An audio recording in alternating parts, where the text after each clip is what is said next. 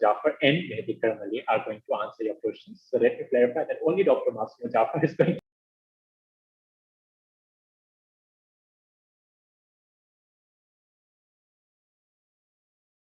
in regards to a marital life. Before we move on, we would also like to thank everyone who was with us in this journey, be it as a sponsor of the clips, be it as a listener, be everyone who shared these wonderful teachings of Ahlul Bayt with their family and their friends. So I'd like to thank them all, and even those who have sent their questions for this session. So, Assalamu alaikum, Dr. Masuma Jafar. How are you? Alaikum salam, alhamdulillah, thank you. How about yourself? Alhamdulillah, alhamdulillah. Do you wish to move on directly to the questions, or do you wish to share a few words before we jump towards the questions? No, let's start with the questions. Bismillah. Let's start with the questions, because yes, we have somewhere around 15 plus questions and we have a limited amount of time. So directly jumping to the first question, which is in regards to a girl which has sent us this question, that she has reached an age of 30 plus and she has been now still married, and that there are a number of reasons for the rejections that she has seen so far. They are related to race, caste, related to weight. So what are the Islamic guidelines for such a lady who was not able to get married? Are there any guidelines from the Quran, or is there any solution that is shared to us by our Ahlul Bayt?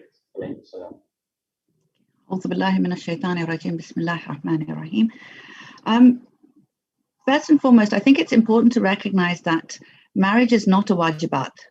It is a very, very highly recommended mustahabat. We have a hadith from the Holy Prophet which says that those who do not marry are not from him, those who abstain from marriage, and that is from their own free will, free choice. So it's not in regards to those who are wanting to get married, who are trying to get married, and who end up not getting married. So that's the first thing, okay?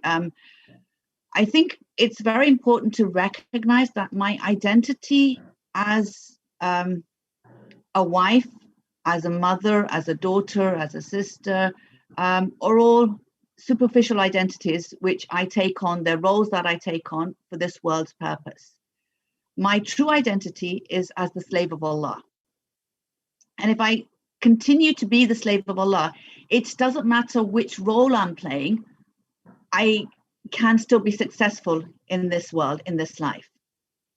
Okay, so the idea is, what I'm trying to get at is that I should make all efforts to try to get married, because that is the sunnah of the Holy Prophet, but know at the same time that Allah is the planner, and Allah is watching, and whatever happens in my life, as long as I am sticking to my true identity of being the slave of Allah, then whether I get married or not, I am still successful as the slave of Allah.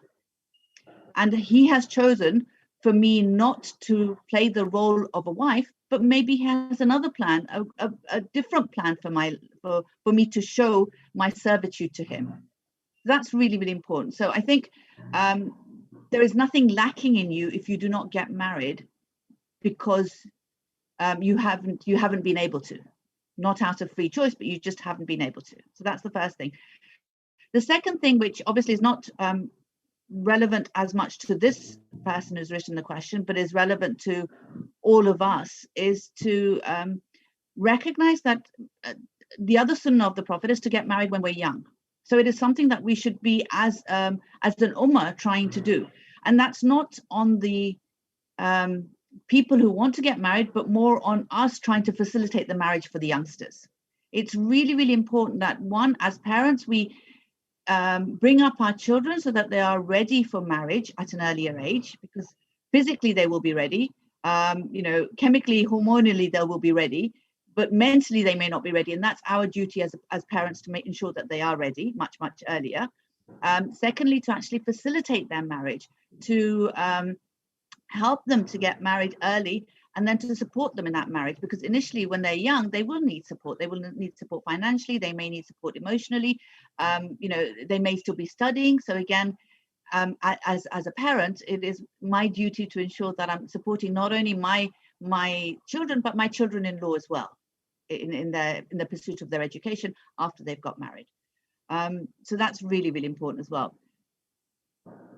What this girl is specifically asking is, what does she do now? She hasn't been able to get married. There are lots and lots of things that may be against her. So, for example, her age is a huge thing within, I think, all communities. When you pass a certain marriageable age, then it's very difficult, especially as a woman, to get married.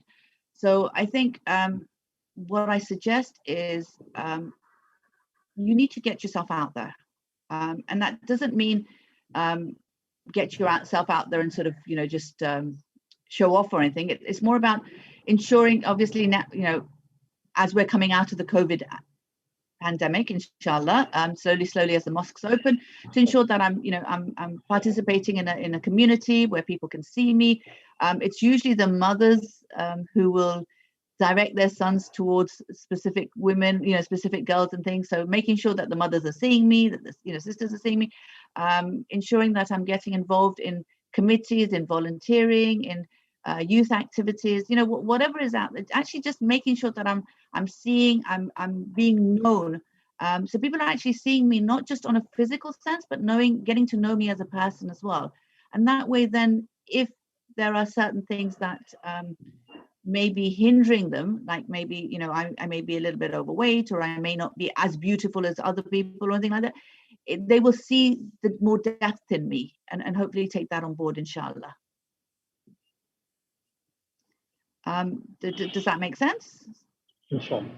So during this time, like, for example, of course, there is one part which is to make yourself active in regards to not limit yourself just because that you are not married, but make sure that you are active as a person, as well, and active for the sake of being known to the circle of marriage. So that's one part. Are there any other guidelines, for example, say during this time when there is a need for companionship, there is a need for intimacy? How does, for example, say, be it male, be it female, make sure that they are going smoothly through this rough patch of their life till the time that they are able to find someone, or till the time there is someone in their life? Are there any guidelines for that phase?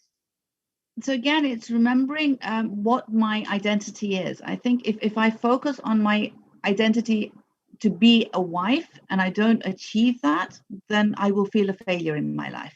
And that's really, really difficult to cope with. So it's recognizing that I'm the slave of Allah, and also recognizing that He is in control.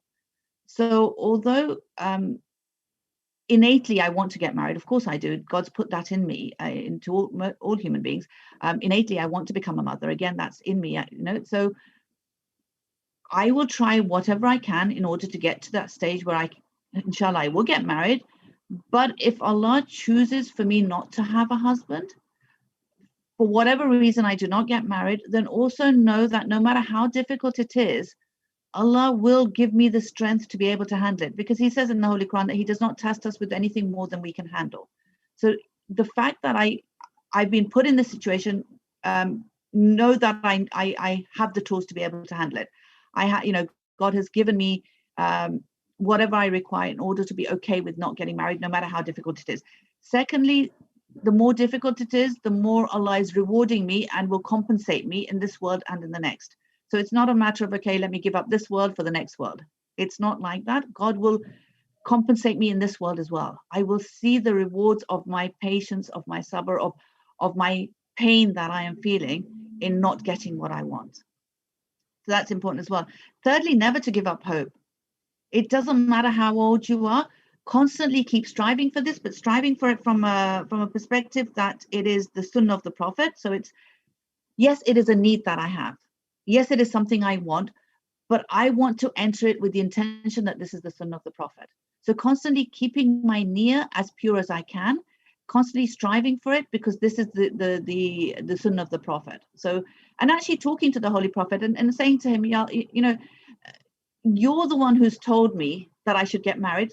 So help me facilitate this, and tell Allah, look, you're the one who, your Prophet is the one who said I should get married. You want me to get married. You've put this innately in me. So help me, find me a way around this. actually sort of, dua is so powerful. Praying for it, asking others to pray for me as well. A lot of the times we feel ashamed to ask others to pray for us because we feel like, if I tell them, then they'll know. They already know you're not married. It's not a secret, So actually just say to them, when they say to you, why aren't you married? Just say, what, pray for me. Inshallah, Allah will send me something. Someone pray for me. So it's important to pray for yourself and ask others to pray for you. And the last thing I would say is manage your expectations. I think a lot of the times we expect too much from a spouse. We when we're looking for spouses, we have a huge wish list. Maybe manage those wish lists as well. Yeah, that's equally important. So like at the end of the day, make yourself ready to at least settle for someone who has those basic pointers getting done, but then leaving out the rest and leaving it to Allah, in fact, to see how this journey all goes on. So moving to the next question, and it's a slightly tricky question, which says that there's an imbalance, which is of course growing between the ages of sexual maturity and the age which is considered the marriageable age by the society. So in this case, where our youth are getting mature physically and sexually at an early age, but the actual maturity as well, which is required for marriage, or which is the maturity age which is considered by the society for getting marriage, is different, and the gap is growing. What should be done in such a situation? As I mentioned, it is mustahab to get married as early as possible. When you marry, you secure half of your deen, and then the other half you have to work on yourself. So it's important to ensure that we've secured the half before we start working on the other half. So, the earlier we do that, the better it is.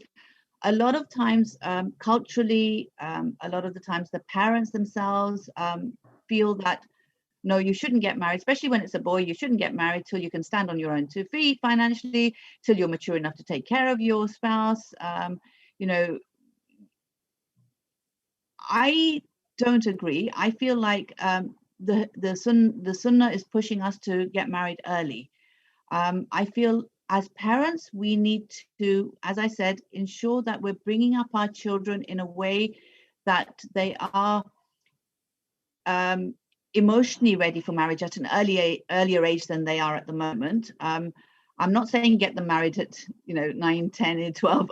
I'm talking about sort of in their sort of early 20s, 18, 19, 20, sort of 21, 22. They should be ready for at least considering marriage, thinking about marriage, and that can only happen if from a very early age it's been talked about within the family. It's they've been given responsibilities, they know how to make decisions and choices. We as parents need to teach our children and then step back to allow them to make choices and maybe make mistakes, which are not critical mistakes, which they will then learn from. So going forward, they can actually then know how to make the right choices. So I think as parents, we have a huge role, first and foremost, to prepare our children mentally for early marriages. Secondly, to prepare our children emotionally for early marriages. Thirdly, to support our children in early marriages. And that support comes in two ways. One is to facilitate early marriages. So actually look for, spouses for our children, listen to our children. So when your son or your daughter comes and tells you, I think I'm ready for marriage, listen to them and actually hear them instead of saying, no, you wait. It's like, you're not ready. Who's going to take you? No, actually hear them. The fact that for them to come and tell you that is a huge deal. They've not just said it off the top of, just like that. They've actually thought about it and actually built up enough courage to come and tell you. So actually hear them and realize that they are actually asking for help here. So help facilitate the marriage. And then during the marriage, support them. Now that support can happen financially. That support can happen through advice. That support can happen through, letting them live with you, helping, sort of taking care of them, actually sort of taking off a lot of the burden of responsibility off them, so that they're able to then still continue with their education while they are married. And also there's a fine balance between supporting them, advising them, and controlling them. Interfering. Yeah. Interfering. Yes, exactly. Yeah. So I think as parents, it's really, really, really difficult. And I'm talking as a mother, it's a very, very difficult not to overstep the boundary. And I think, again, it's a conversation that you need to have with your child and their spouse, and actually say to them, you know what, just like this is a first for you, this is a first for me. I've never been a mother-in-law. I've been a mother. I don't know how to be a mother-in-law, and I may mess up. And I need you to be able to tell me, Mom, you're actually sort of, you're overstepping the mark. Let us be, sort of thing. But do it respectfully. Ask them to talk to you respectfully. Have that dialogue open so you're able to talk to each other. In the end, as a mother, the only thing I really want is the happiness of my child. And if I know that this happiness is going to be a happiness that will be a happiness for eternity, that will be a happiness which will continue in the hereafter, why would I not facilitate that? So that's really, really important to recognize and ensure that I help with that. Another thing that I can do, again, which is very difficult as a parent to do, but it actually works really well, is to find someone for my child and have the nikah recited, but not have the walima done. So they're in the engagement period, although there is no such thing as engagement in Islam. So they're legally Islamically married, but they're not living together. That is the best of both worlds, because then they have each other. They have, that bond, which is recognized by God, but they don't have the responsibilities in this world of marriage as such. A lot of people feel that you shouldn't have a long engagement period, because then things may go wrong and then it breaks down. Things will go wrong throughout marriage. And it's our duty to teach our children how to navigate when things go wrong. And this is why I said nikah, not muta. Because with muta, I think most people feel that it is a temporary thing which can be walked away from whenever there's a problem. Whereas nikah is more permanent. And I think if you have committed to someone, then why are you doing muta? The only reason you're not getting married is because at the moment you don't feel you're ready for all the responsibilities, but you're committed to each other in the eyes of Allah. Then recite the nikah, show everyone that you're committed, including God, that you're committed. And the blessing that comes from reciting that nikah is huge. And you're going into it knowing this is a lifetime commitment, and you will learn to navigate all the problems that you have before you start living together, which again is a huge learning. Definitely. Now, there are a few questions which are more, they have a cultural connotation attached to them, but I will present them in front of you. Some of these questions which we have, like in our observation, and of course in your observation as well, are to a certain extent beyond the cultures which are mentioned in the question, but some are definitely part of the culture that is mentioned. So one of the questions is that in the South Asian community like mine, wishing for a separate household post-marriage is frowned upon. So how do I keep a distance, but not keep a distance because I don't have a choice to keep a distance? So living together with your in-laws. Sorry, I didn't quite hear the question. Say that again. The question is in regards to wishing to have a separate household so that you can live with your spouse, but culturally it's not something which is positively looked upon. So how to manage this tricky situation? Okay. So there's no right or wrong. Whether you live with your in-laws or whether you don't, Islam doesn't say one way or another. It leaves it up to you and the culture that you live in and your parents and yourselves to decide what is right for all of you. I think when the decision is before the marriage, when the decision is being made, or even before I start looking for a a spouse, I need to know what my what I want and what my parents want. So I need to have that conversation with my parents and know exactly that, what is it they're expecting? Are they expecting me to live with them? If that is the case, and if I'm happy with that, then I need to make that very clear when I am talking to someone for marriage purposes. If it is something that I feel like, initially I may have to live with my parents because we're young and we don't have enough money to move out.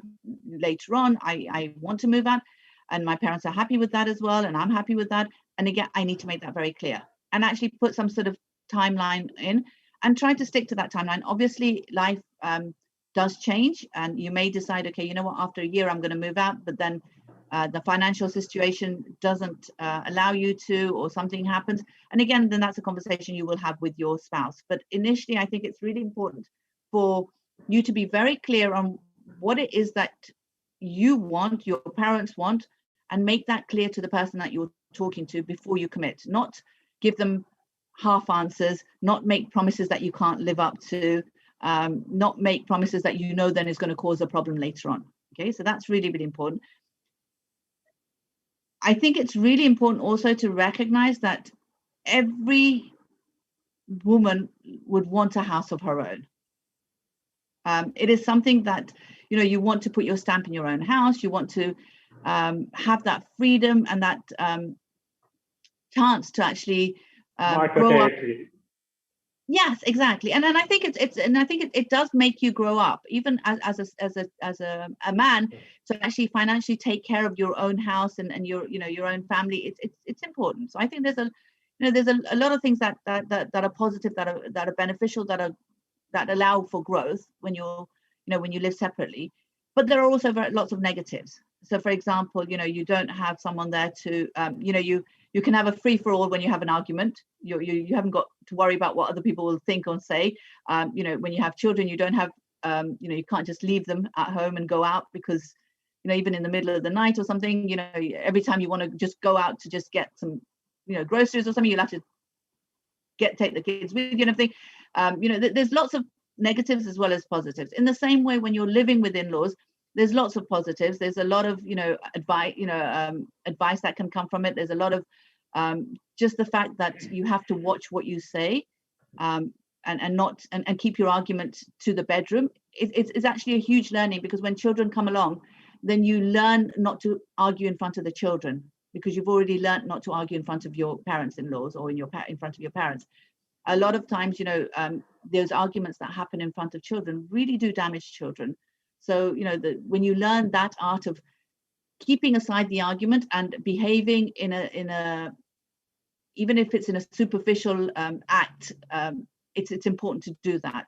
And then by that time, when you're in the bedroom, you've had time to calm down. Your spouse has had time to calm down, and then you can actually hopefully talk it through, rather than just screaming at each other. The other positive is obviously you've got hopefully babysitters at hand.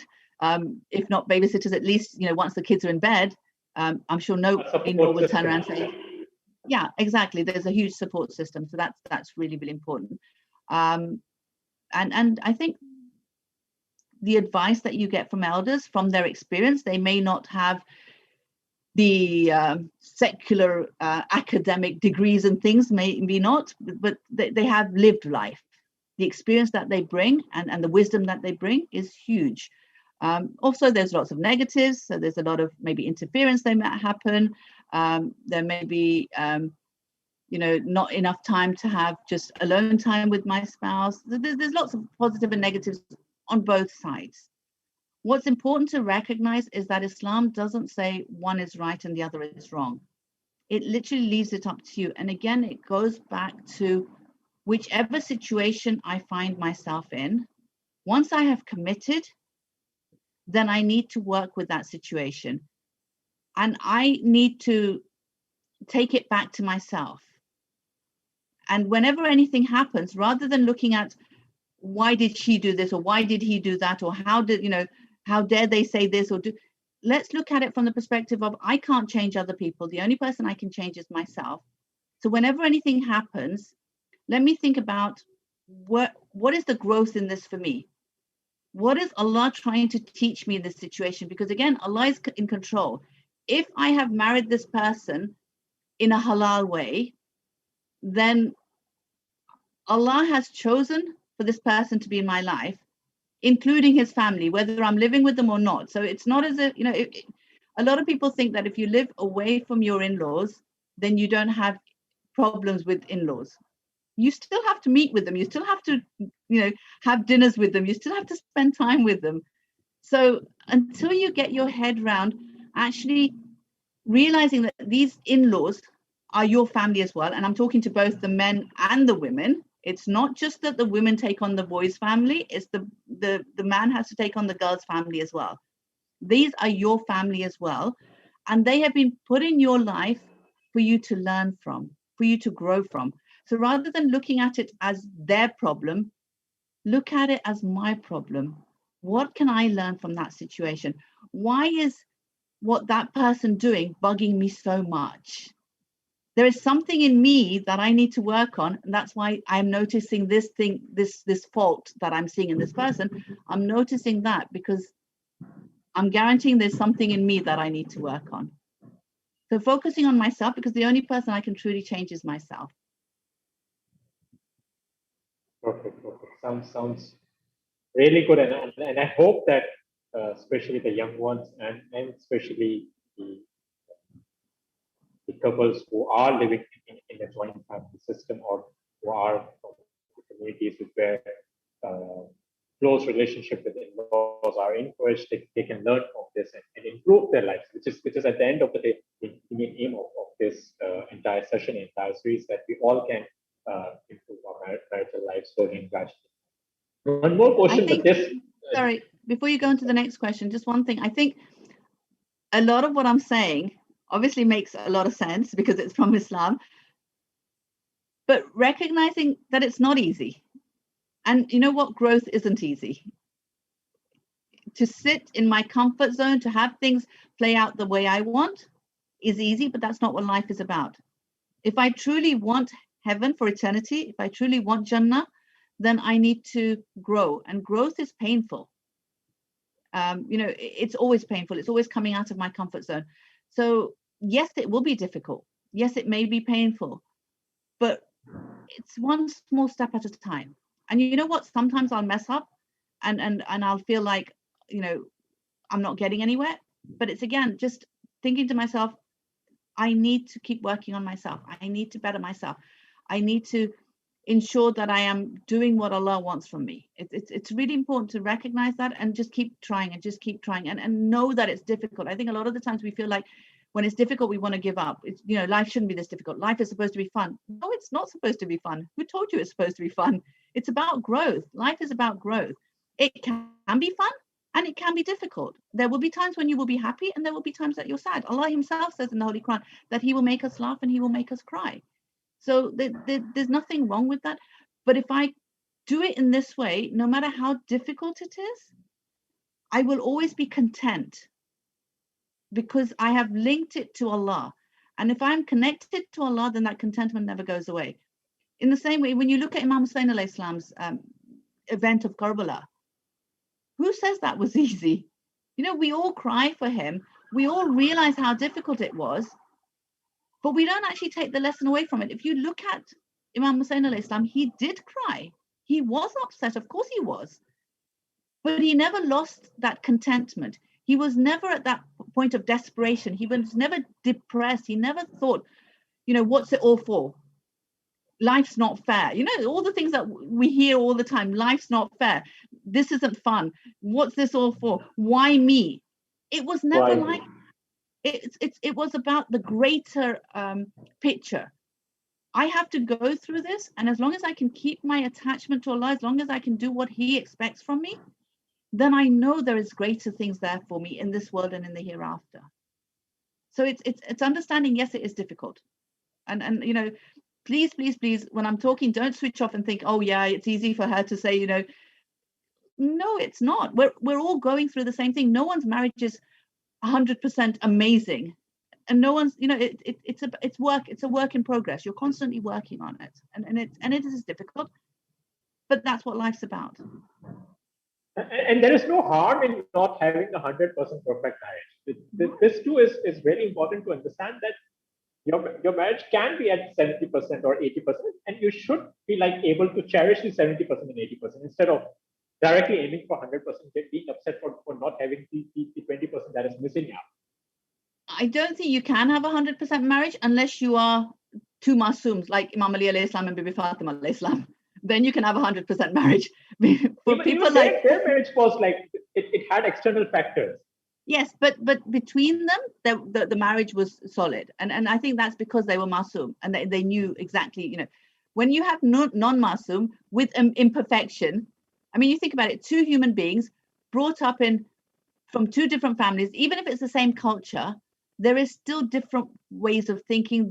You bring all that baggage into your marriage. You know, the way you were brought up, the way you think, everything that you went through in your childhood.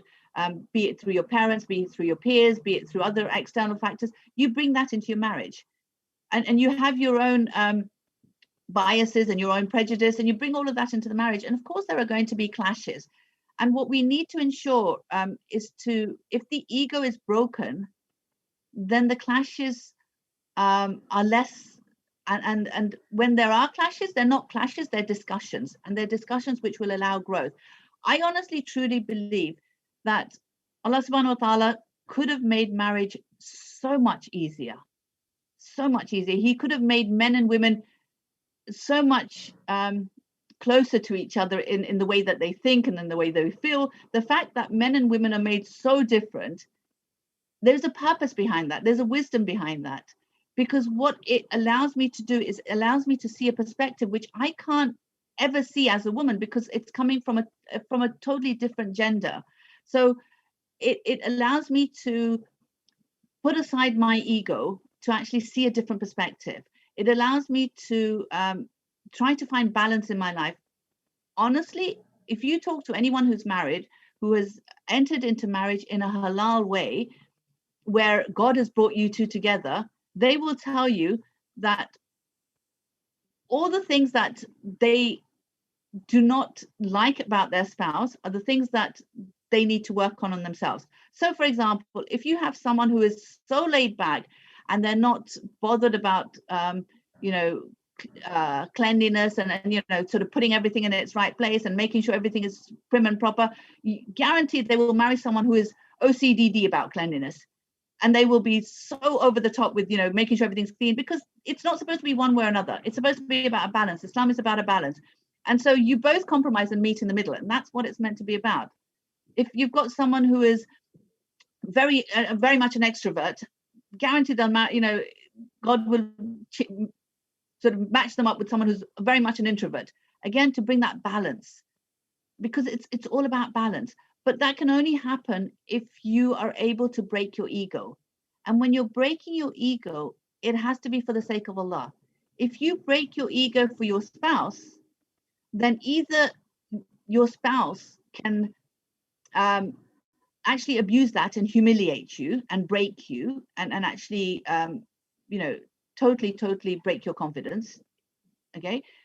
If you break your ego for your spouse, then the expectation you will have from your spouse will be so high that they will never be able to fulfill that expectation, because you will think that I've done so much for you. Why are you not doing that much for me? Okay.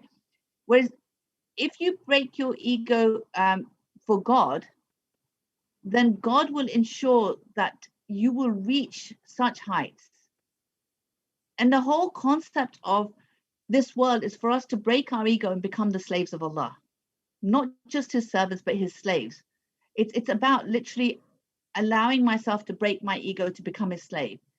And in that way, then I will reach such heights. I mean, if we look at the tashahud, ashhadu anna Muhammadan abduhu wa rasuluhu. It was only when he became the abd, when he became the slave of Allah, that he was given the Rasul, the messengerhood, the prophethood of Allah. If he did not break his ego to become the slave of Allah, he would not have reached prophethood. In the same way, I can't reach my potential that God has given me if I can't break my ego for Allah. And in that way, then my expectation is from Allah, not from my spouse. And he will far over, go over what my expectations are. He will give me so much more than what I expect from him. Perfect. The next question, we are going back to the initial part where we discussed, and I really liked it with the way you presented that the starting point of two individuals should be a nikah. Even they may delay what we call their rukhsati stage, but they should like be in an impermanent nikah. But before that, it comes the stage where we wish to know the other person. And in some cultures, and even we will like to know the overall guideline in this regards, that how much is knowing the other person? How many times should I meet the other person before I can be confident enough that yes, this person is right for me? So like the exact question is that we are not allowed to meet, say, like 10, 15. We are not allowed to meet for more than 10, 15 minutes, and that too only once. And it is impossible to judge the person in that one sitting. So, what should be the criteria of like accepting or refusing in such a situation? I don't know if you've heard this, but I know I've heard this a lot of times. I wouldn't pick my best friend using the criteria that we use to pick my spouse. First of all, when you're picking your best friend, it's someone that you can drop and it doesn't matter. Okay, a spouse is a lifetime partner. And not only a lifetime partner, if you actually connect to your spouse in a soul-to-soul connection, then that spouse becomes your partner in the hereafter as well. Allah subhanahu wa ta'ala says that if you end up in heaven, you will be presented with huris or your spouse. And if you have connected on a soul-to-soul connection, guaranteed you will want your spouse, not the huris, because your spouse. It's a good news for some, but not so good news for some. No, because again, it's that connection that you've had with your spouse. If you haven't had that connection, if it's been very material, very physical, very much a material world life that you've created with each other, then there will be lots of arguments. There'll be lots of friction, and obviously then you won't have helped each other, and in the hereafter you will not want each other, because obviously you want to have someone else. And I don't think, when I say that you'll be asked if you want huris or your spouse, it's not, I feel it's not a question that will only be asked to the male. I feel like it's a question that will be asked to the females as well. Definitely. Yeah, I don't think there is such a thing as, there's a lot of differences in gender here, but I think in the hereafter it will be very different, inshallah. So the question is, okay, how many times should we meet, and how do we do this? First and foremost, remember that you will never get to know the person fully until you're living with them. Never. Okay. And not only when you're living with them, but when you've lived with them for a long time, live with them without their parents. I was engaged with the nikah for 2 years. And I got to know my husband very well.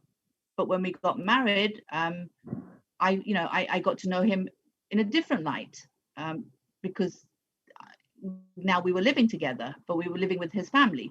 When we moved and lived on our own, again, I got to know different aspects of him, because he when you always have sort of filters that you put in.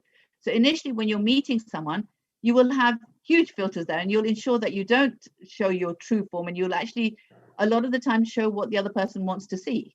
You want to ensure that the other person likes you, accepts you, and wants to be married to you, especially if you like the other person. So you're not going to show your true self, and it's not going to happen within until you're living together. So does that mean now I'm not going to choose who I marry till I live with them? Of course not. It doesn't work like that. This is a very Western way of thinking, that how can I marry them without living with them? Again, how long are you going to live with them? Because they're not going to show their true self within a year. It may take a few years. So does that mean you're not going to get married with them until a few years? It doesn't make sense. Okay. So no matter how many times you meet this person, you will never truly get to know them. Yes, of course, you'll get to know them a little bit. And I think that it's important to recognize that when you're actually talking to a person for marriage purposes, know that you're not going to truly get to know them, but you will ask those sort of questions which will show you the way that they think, show you what's important in their life. What you're trying to figure out is, how important is the religion in their life? How would they behave, in certain situations? So again, putting scenarios out there, asking them, how they would behave in certain scenarios, what their views are on things that are important to you. So for example, as a woman, if you want to work, if you want to study, what are his feelings about that? When you have children, what are your feelings? Do you want to have children? How many, and of course, all of these things may change slowly, but initially, I think it's important that you have a rough idea of the thinking of this person. Yeah. I think, again, sort of, some people say that he has to make me laugh.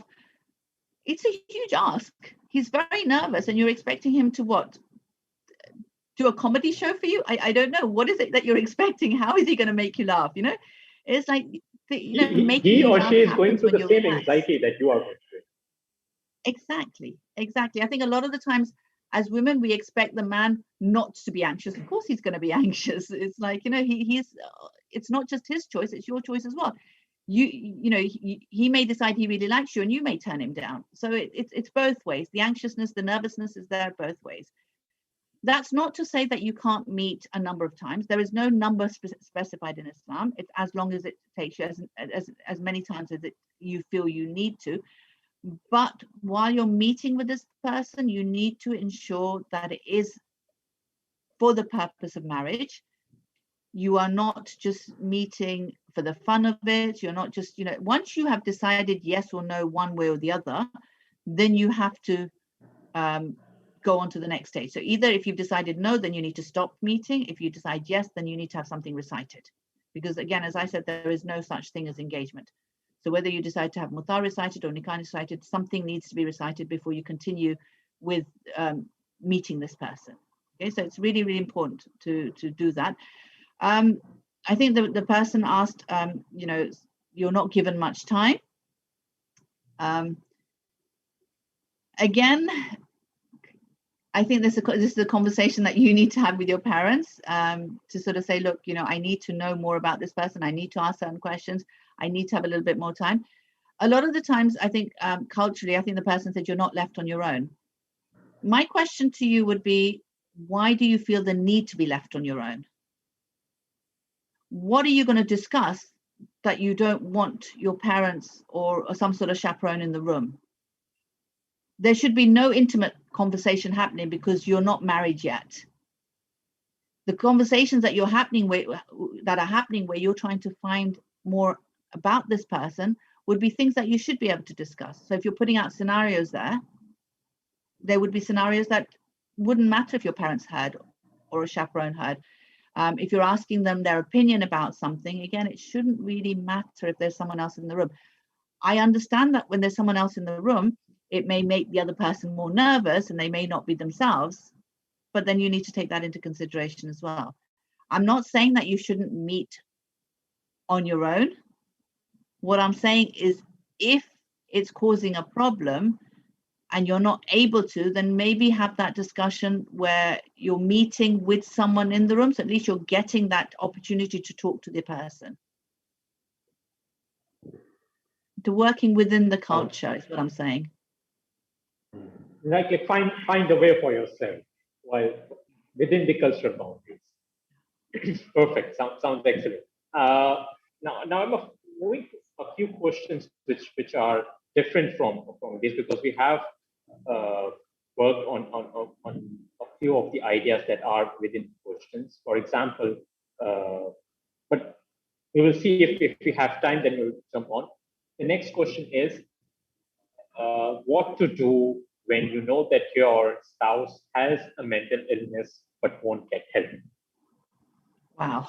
Short and sweet. The question is short and sweet. The solution is not. The answer is very difficult. Unfortunately. Firstly, recognize that you're not an expert. So you can't diagnose your spouse with a mental illness. it may be something that irritates you, that you're classifying as a mental illness, and it's not. So it's important to recognize that you are not, you haven't got the knowledge to be able to diagnose someone with a mental illness. That's important. If you do feel that there is something wrong, then you need to encourage them to go to the doctor. When it comes to mental illness, it's something that is very much a taboo subject within most cultures. I think you need to ensure that you support your spouse, explain to them most mental illnesses can be managed. So it's, again, ensuring that you support your spouse and let them know that you will be with them if they get help, if they go to the doctor, and you know, you will try to be with them all the way through. That will help them to realize that there is someone there who's got their back. I think that's really, really important. A lot of the times people are not willing to acknowledge anything because they're scared of the, you know, what's going to happen if they do acknowledge it. What's going to happen if the doctor says this or does that? You know, what if she walks out? What if she does this? Or what if, you know, a lot of the times, you know, as youngsters, they won't go and seek help because if anyone finds out in the community, then they'll never get married because now they've got that label of someone who's mentally ill. So it's really important to recognize that, you know, if you're already married, then it's a little bit easier because now you're not worried about what other people will say. You're more worried about what your spouse will say. And if your spouse supports you, then it's easier for you to handle. That's important, one. Secondly, not telling the person that they've got mental illness, because again, you're just going to get their back up, but actually saying, look, I think there is something wrong. Can we just go to the doctor and just get some tests, you know, talk it through, let's see what happens. And allowing the doctor then to take it to the next step. If the mental illness is very severe, then I think it's a matter of then you deciding how to handle it. And again, you need professional help with that. You need advice to see how this mental illness can be managed, whether it can be managed. Are you in danger? Are your children in danger? All of these things need to be taken into account. And then from that, then you would then talk to the elders of the family. You would then talk to some scholars, maybe the wakil of your merger, to find out what you're allowed and what you're not allowed to do, and then take it from that. But I think, again, one step at a time. Don't overthink it. Don't go to the worst case scenario. Actually sort of do it slowly, one step at a time. Try to support your spouse as much as you can through it all, and see where then that leads you. And rely on Allah. Du'as are very powerful.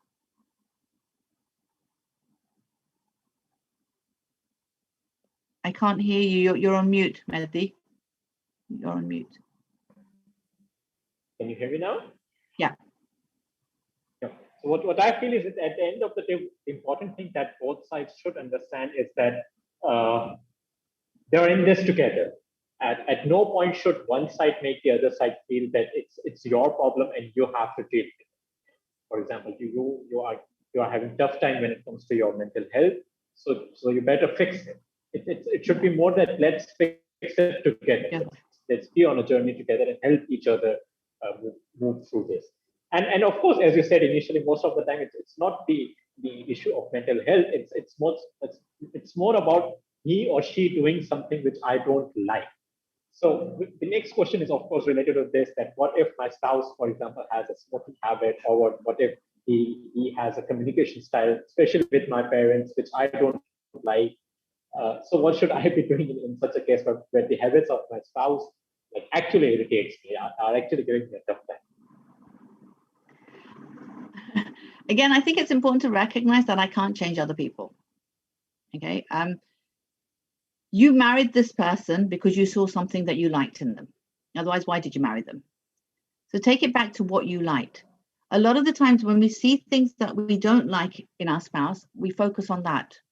And that becomes a huge issue. And we forget all the things that we like. And we make our spouse that one act. So, for example, if my spouse, had an argument with my mother, say, okay, which is a huge deal. Of course, it's a huge deal. But now that's the only thing that I focus on. Now, because I'm focusing on that, every time he says something, he makes a comment about my mother, or anything he does or she does, that's what I'm going to take it back to that. And all I can see when I look at my spouse is that one ugly act. And that's what I've made him, that or her, that's all it is. Whereas that person is a combination of different actions, a combination of different feelings, a combination of different thoughts, and I've forgotten everything else. So it's important to, one, recognize and remember that I married them because there was things that I liked in them. And when there's things that I don't like in them, focus on the things that I like. Psychologically, we're actually told when you've had an argument with your spouse, before you go to try to discuss that argument, actually spend some time thinking about all the good things that you like about your spouse. And then go and discuss the argument, because that way then you're going into the discussion from a positive perspective rather than from a negative perspective. And that's really, really important to remember. So that's one thing. Secondly, you can only help them on their journey. You can't make them make that journey. So although we're a team and we're supposed to, one of the major things about marriage is for us to grow together and move towards Allah subhanahu wa ta'ala. But I can only sort of help you if you're ready for that help. My duty is only to point out to you what I see are deficiencies in you that I have seen, and I may be wrong. And it's again recognizing that.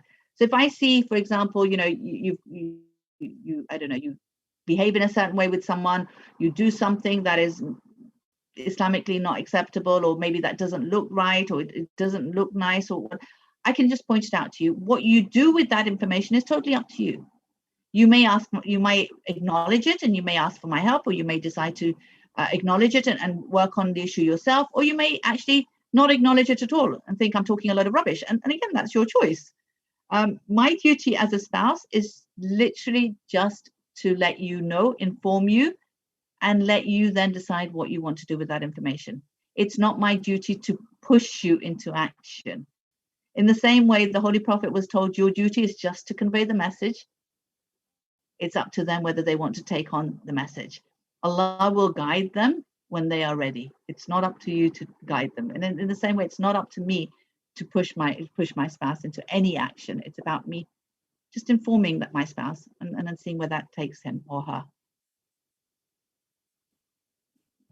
Perfect. We are receiving a few questions on the YouTube as well, but I'm skipping those for now because of course we have a few questions already in place, and inshallah, if we save some time at the end, then we will be moving forward to those questions that we are having those on the YouTube.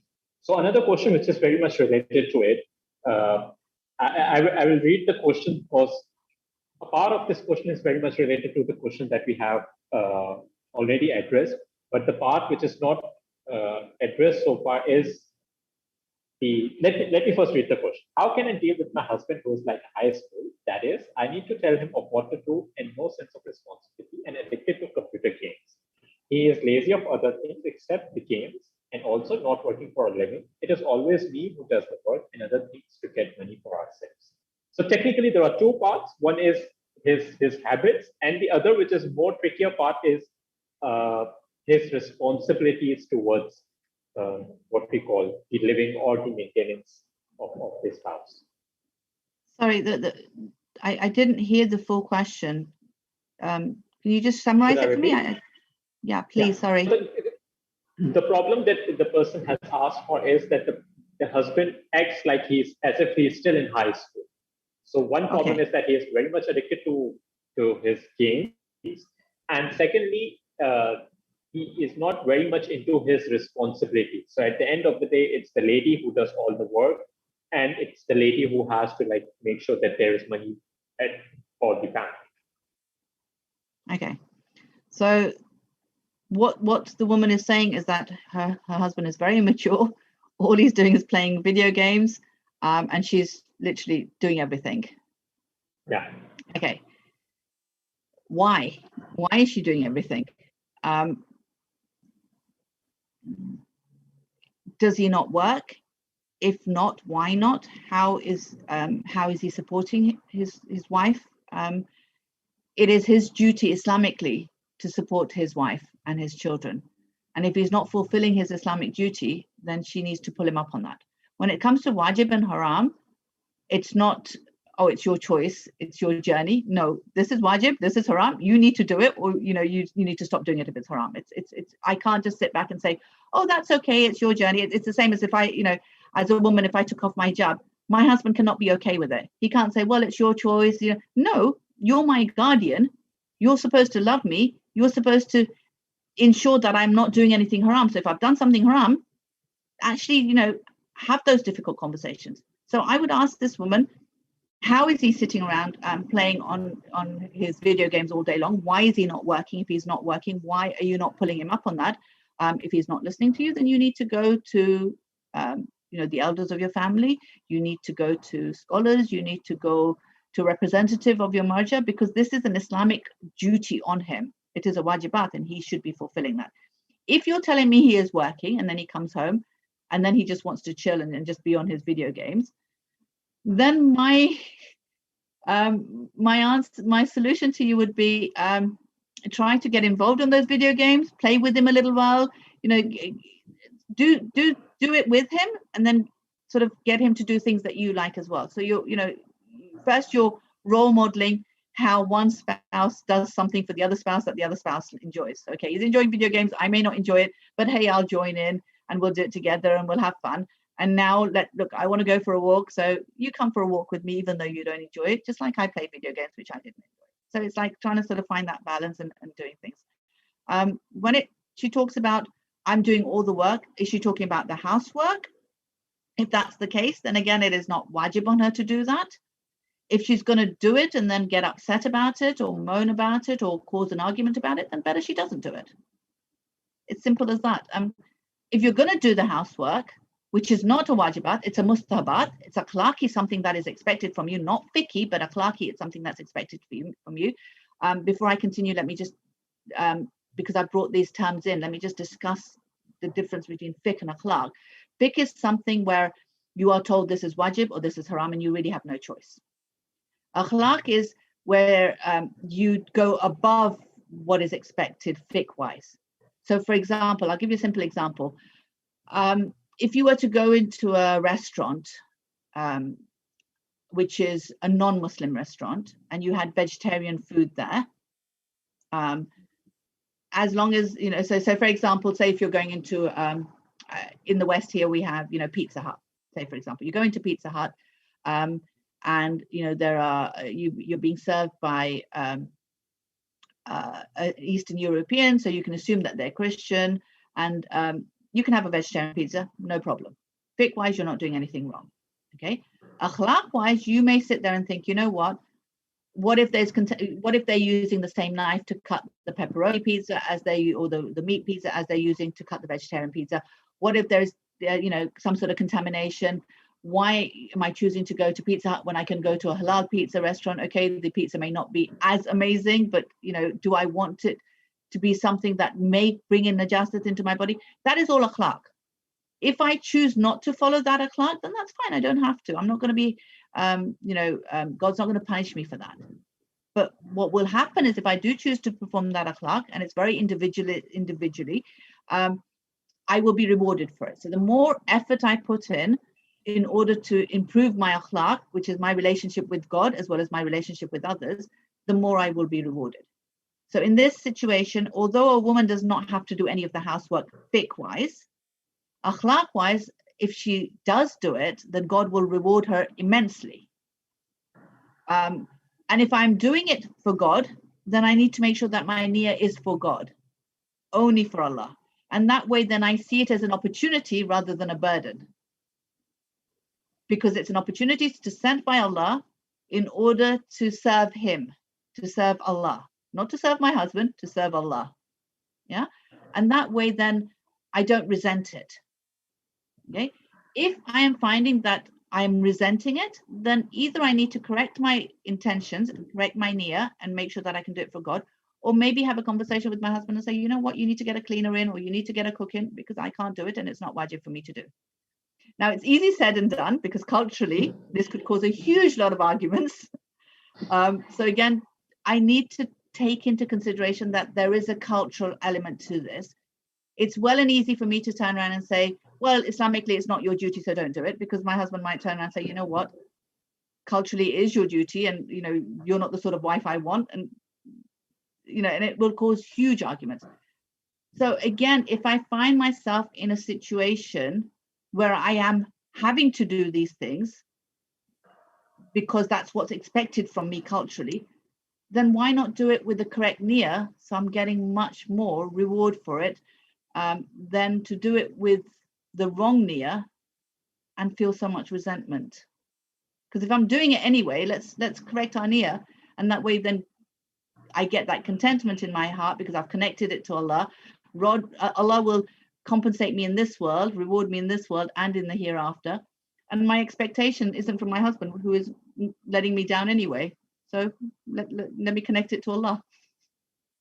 Yeah. So the answer for those who are listening can be divided into two parts. One part is related to fiqh, which of course in a case where your husband is not fulfilling his fiqh related duties, it's necessary that you discuss with him, involve the elders, involve the people with wisdom, so that you can find a solution. And those which are related to the akhlaq responsibilities, which he should be like supporting you in fulfilling, and if he's not, then of course it should be a matter between you and Allah. Even so, you should discuss with him, but it's a more of your and Allah's matter, and you should align it in such a way that your direction is more towards Allah instead of more towards your husband, in order that you can handle this journey in a much better way. Having said that, a question which is slightly related, not very much related to this, was something that we even discussed when we were doing the test run, and it was a question which even was a little shocking for us, that when we released the clip which discussed this whole idea of the fake responsibility of a woman. So ideally, there is only one responsibility which is given by Allah subhanahu wa ta'ala for when it comes to the lady's side, is to make sure that she is there in regards to the needs of men and in regards to intimacy. So the idea is so the question is, what difference does it make between me and, for example, say if we had a relationship, there's this only one thing that Allah wants me to fulfill for him, and there is no other responsibility that I have except for this. And of course, a related question is, why only this, and why this, in fact. So if you can like shed some light. I think it's really important to recognize that physical intimacy is something that Allah has put into both men and women, but the need for physical intimacy is generally much more in a man than it is in a woman. And because Allah has put that need in him, then he needs to put in something that will fulfill that need. And that is his wife. And this is why it is not wajib for a woman to give to her husband. It is haram for her to say no. There's a difference here. Okay, there's a difference, and it's really important, because when Allah makes it wajib for a woman to give to her husband, then it means that she has to give, she has to initiate it, she has to do all the work. When it says that it is haram for her to say no, then what Allah is saying is that when the need arises in your husband and he approaches you, then you should not turn him away, because he doesn't have anyone anywhere else he can go in a halal way where he can have this need fulfilled. And it is a need that Allah has put in him. And again, as a woman, if I can do that for the sake of Allah, so I am fulfilling this duty because Allah has told me to, then my expectation is from Allah. not from my husband. It's the same way I wake up in the middle of the night to do my fajr. I don't want to sometimes. Sometimes sometimes you will be shattered, you will be tired, but this is a wajibat on you. You have to get up and you will do it. And even if you do it resentfully, you'll get up and you'll do it, and you know because this is what Allah has required from you. So again, it's important that we recognize that this is something that Allah has said that I cannot. It is haram for me to say no. So at the same time, it is important for my husband to recognize that he is my guardian, which means he's supposed to take care of me. Now, if I turn around and tell him that I am ill, and he still turns around and says, well, this is my right, then how is he being my guardian? That is a wajibat on him to be my guardian, to take care of me. So how is he taking care of me? And again, two wrongs don't make a right. So if my husband is doing something wrong, doesn't mean that it makes it right for me to do something wrong as well. I need to ensure that I am trying to do whatever Allah wants, and then let Allah be the judge when He is judging both of us. It's like when you have two children. I know when my children were young, and sometimes you'd go out of the room and you'd go back in, and they're both screaming and crying, and you're sitting there, what happened? And one of them will turn around and say, he hit me. And I'll turn around, well, why did you hit him? Because he hit me first. Again, it doesn't make it right. Just because he hit you doesn't mean you hit him back. That doesn't make it right. Two wrongs don't make a right. So again, if he is not behaving in the right way, doesn't mean that then you have the right to say no to him. Okay, so that's important to recognize. Secondly, again, it's about breaking your ego. It's about doing it for Allah, breaking my ego. So even when I don't feel like it, even when I'm annoyed at it, I need to understand that this is a right that's given by God. So I'm doing it for God. Thirdly, I think it's also important to understand the mentality of men and the mentality of women. A man, when a couple have had an argument and they want to fix it, a woman wants to talk it through until it's been fixed, until it's been resolved. A man wants to show the woman that he cares and he still loves her, even though they've got this disagreement. And the only way he actually truly feels he can show his wife that he loves her is to be intimate with her. So a lot of the times a man will approach his wife to be intimate, to show her that he loves her. And in her head, she's thinking, he doesn't love me because he knows I'm angry at him. He knows we've had a fight, and now he's trying to approach me. He's just being selfish. So again, if we can stop trying to think that my husband thinks like me, and for the husband to stop thinking that my wife thinks like me, then a lot of these miscommunications will be resolved. I actually realize that men and women think so differently. A man, when he's approaching his wife, yes, it may be for his own needs, but sometimes it may just be to show his wife that he loves him. He loves her. So that's important for a woman to recognize. For a man to recognize that, if you want your wife to be intimate with you, it has to start outside the bedroom. You have to emotionally win her over. You have to show her love outside of the bedroom. There has to be intimacy, there has to be some sort of connection outside. You need to help her so she's not overtired. She needs to be in the right frame of mind. She needs to be not stressed, not overworked. So both of them have to give a little in order to make the intimacy work within a relationship. Perfect. Now we move to the last question from our list of questions, and in case we get some with us towards the questions. So we don't have too much of time left. We only have like 15 minutes with us. The question is in regards, like I'm generalizing the question, even it to a certain, but the question is in regards that what if I won't wear makeup, but my spouse needs to wear makeup. So what should I be doing in such a situation? And we have talked about. This is wearing makeup outside. Yeah, outside, of course. Okay. So in front of, very specific, I won't wear makeup and jewelry in front of non-mahram relatives. So what to do in such a case where this is like, say, after marriage, what to do in cases where this is hindering itself. Like, for example, you are expected to do these things, but you are not doing these. And that was related to it, that we have in certain ahadis that a girl can show her hairs to a potential spouse. So that doesn't allow her to like wear makeup for a potential spouse. So some questions around makeup, so we can cover this entire makeup chapter and in one. So obviously makeup is to do with the hijab aspect. Hijab is a very individual thing. There is a general foundation on. Now I'm talking about the hijab, the physical hijab of clothing, and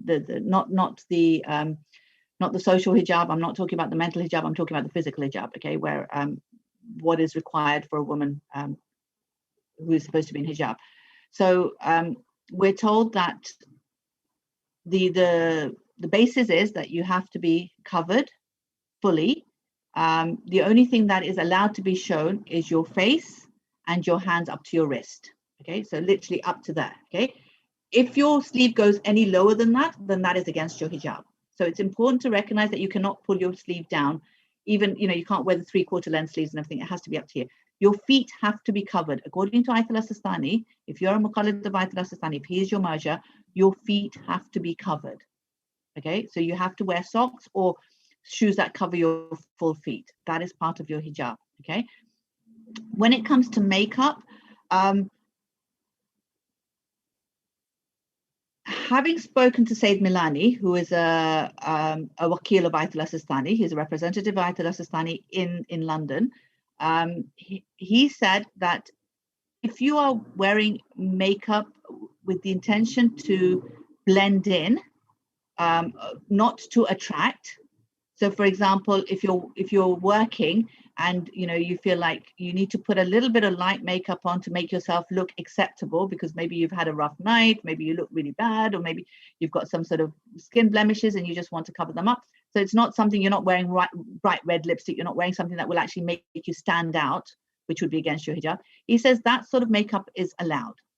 Okay, this is Sayyid Milani has said this. So he said, as long as it is not something that makes you stand out, as long as the intention is not to attract the opposite gender, then and you fit in. So obviously the sort of makeup you would wear, for example, in the West compared to the sort of makeup you would wear, for example, when you went to Ziyarat to Iran or to Iraq, it's totally different, because what is acceptable there and what is acceptable here is totally different. In the same way, it's like your hijab would be different. It's like, the clothes that I would wear here in the West compared to the clothes that I would wear in Ziyarat would be totally different, but all the time I'm covered. So Islam doesn't dictate how you should cover yourself. It just dictates you should be covered. Now, whether I choose to cover myself with a long top and trousers, or whether I choose to cover myself with an abaya, that's my choice. Okay, but I need to not stick out. So when I wear a long top and trousers in Saudi, I will stick out. So therefore, I'm against my hijab. Although I'm fully covered, it is against my hijab. Okay, so recognizing that I need to fit in, but at the same time not compromise my hijab is really, really important. Okay. If my husband wants me to wear makeup, I would have a conversation with him in why he wants me to wear makeup. What is the reasoning behind it? If it is because he wants everyone else to see how beautiful I am, then why don't I just take off my hijab fully and show them truly how beautiful I am? Actually get him to see how his thinking is flawed in that way. Why do you want other people to see how beautiful your wife is? Let's make a compromise here. Let me dress up for you. Let me wear hijab let me wear makeup for you. So when you come home, I am in full makeup. I look beautiful, but only for you, because you should see my beauty. If I can put it in that way, where I actually, a lot of the times the problem is for both men and women, once they get married, they don't bother about beautifying themselves. Both men and women. It's like, now we're married, that's it. No, it's not. I need to look beautiful and handsome for my spouse. And this is both for men and women. A lot of the times men moan about the fact that their wives have let themselves go. but men also let themselves go. You have to make sure that you're constantly taking care of yourself and making yourself look beautiful, because out there, people are flaunting themselves. And, when you see other people there, you want to come home and think, you know what, my wife is even more beautiful than that, because you know what? He's not just seeing the physical beauty, but he's seeing the inner beauty, because he knows me inside out. And that is much more beautiful.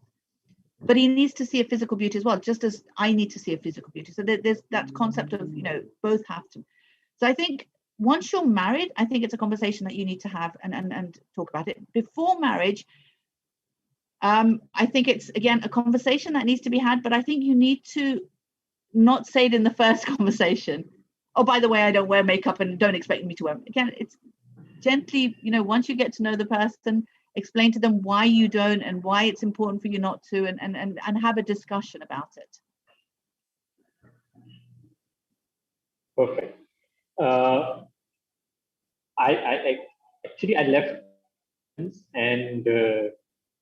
and I only have like somewhere around 5 to 7 minutes because we are closing the remarks as well, and I know that me throwing questions towards you for good 1+ hour, and you are Alhamdulillah and answering all of them very beautifully and differently. The question is, reject a boy on the basis of attractiveness, same as boys are allowed to reject someone based on their attractiveness. It is important that you find the person that you're going to marry physically attractive. That is important for both men and women. Men and women, again, think differently. So I think women are attracted by the personality, and that affects the physical appearance as well. So I know of women who have not found their husbands to be that attractive, but as they've got to know them, because of their personalities, because of their value system and things like that, they see them in a different light. Whereas men, I think, are very much more towards the physical attractiveness. Obviously, the inner thing does make a difference, but not as much as it does for a woman. And again, I'm being very, very general. There are, exceptions to these cases. But what is important to realize is, again, the hadith that I think one of the scholars spoke about, where you can choose someone for their beauty, but or you can choose them for their wealth, or you can choose them for their social status. But if you choose them for their deen and their akhlaq, then Allah will ensure you get everything else. If you're going to choose them for just their beauty, then that beauty will fade. It may go away. It may not be enough. Initially when you look at someone, you think, oh, wow, they're beautiful. But if you've got nothing to talk to them about, if you have no other connection, what is the point of that beauty? And as they get older, the beauty does go. Again, wealth, you may marry someone who's rich, but they may go, they may lose all their money. So it's important, again, to recognize that yes, I shouldn't find them repulsive, but try to look at the inner beauty and see if you can bring that inner beauty into their physical beauty, and then move from that. If I find them repulsive, then say, I'm sorry, I can't marry this person. Because again, beauty is in the eye of the beholder. Everyone sees someone, beautiful differently. It's like what I see as beauty, you may see as ugly. So, but I need to find my spouse beautiful. That's important. Whether I'm a man or a woman, doesn't matter. The last question, we have addressed this to a certain extent, but I am sharing as keeping in mind that we have received it as question. But what if I don't have any income to run the house after marriage? Should I then wait to settle in life first and then get married, or should I jump? What if I don't have any income to run the house after getting married? Sorry, what if I don't have any? I don't have any income stream to run my house after getting married. Yeah, I don't have any income. So should I wait or should I get married? Well, Allah subhanahu wa ta'ala in the Holy Quran tells us to marry, and He will bless that marriage.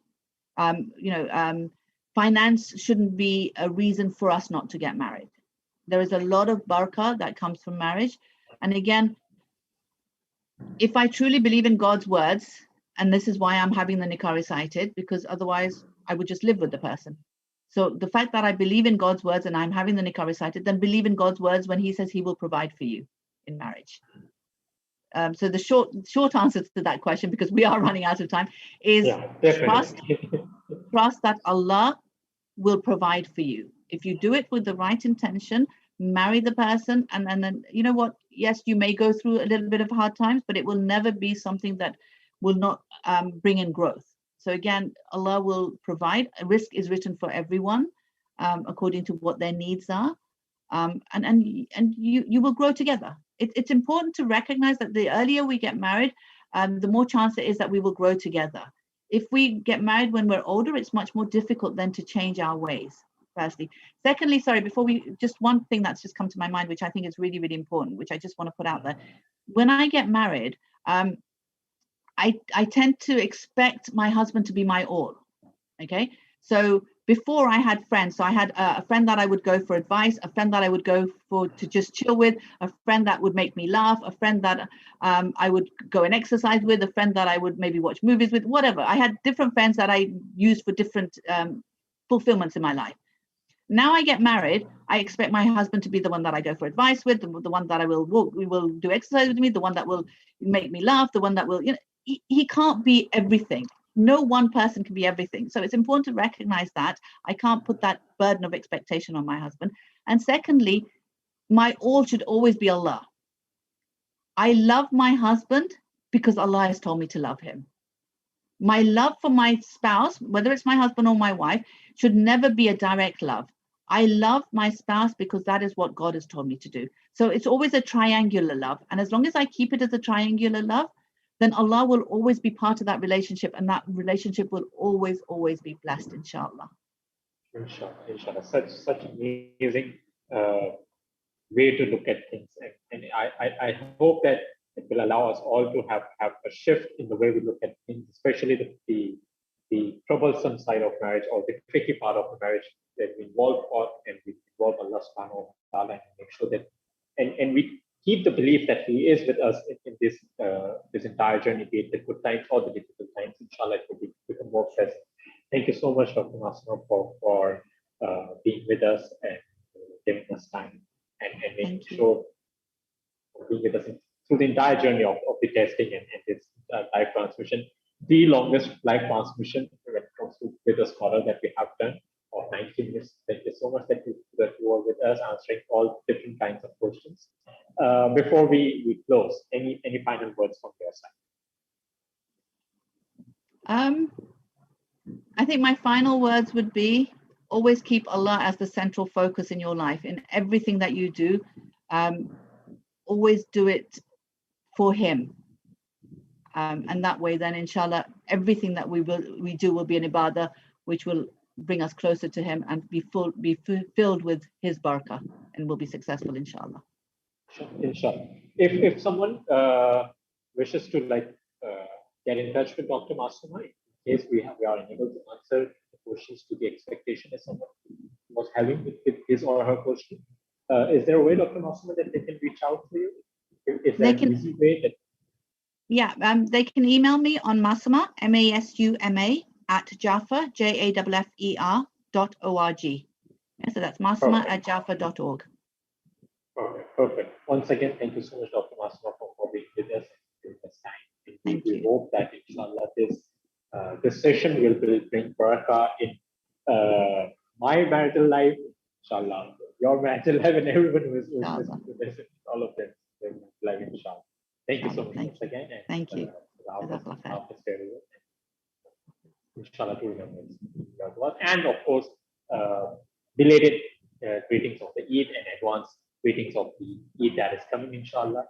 So we have another session, inshallah, on Eid. Details of which will be announced, inshallah, soon on WhatsApp and other platforms that we have. So looking forward, inshallah. Thank you so much for having been with us through the entire 90 minutes. And thank you, Dr. Masum. Take care.